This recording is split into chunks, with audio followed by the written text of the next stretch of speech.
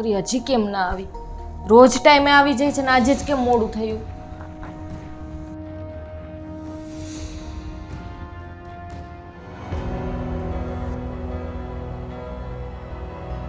જલ્પા, પૈસાનું શું થયું?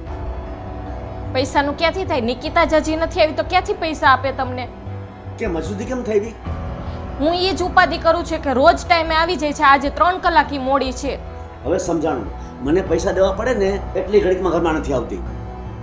બસ તમને તો પૈસાની પડી છે કે પૈસા ક્યારે હાથમાં આપે, પણ તમને દીકરીની નથી પડી કે દીકરી કેમ મોડી છે.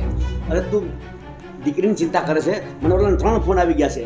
આ સાંજ સુધીમાં મારે વ્યાજ આપી દેવાનું છે ને. તો હું શું કરું? મને મારી દીકરીની ઉપાધિ થાય છે અને તમને પૈસાની ઉપાધિ થાય છે. તો દીકરીની શું ઉપાધિ કરવાની હોય? એ તો રોજનું થયું.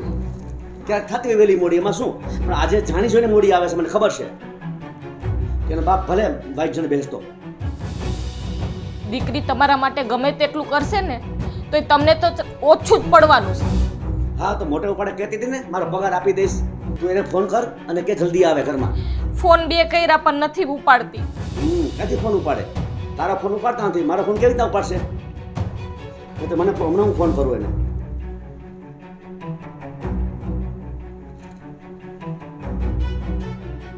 જોયું? રિંગ વાગે છે, ઉપાડતી નથી.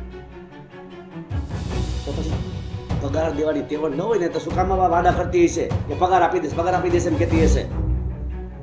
મારે ઓલાને શું જવાબ દેવો? તમારે જે બોલવું એ બોલો, બસ મને અત્યારે એ ખબર પડે છે કે મારી દીકરી ક્યારે આવશે.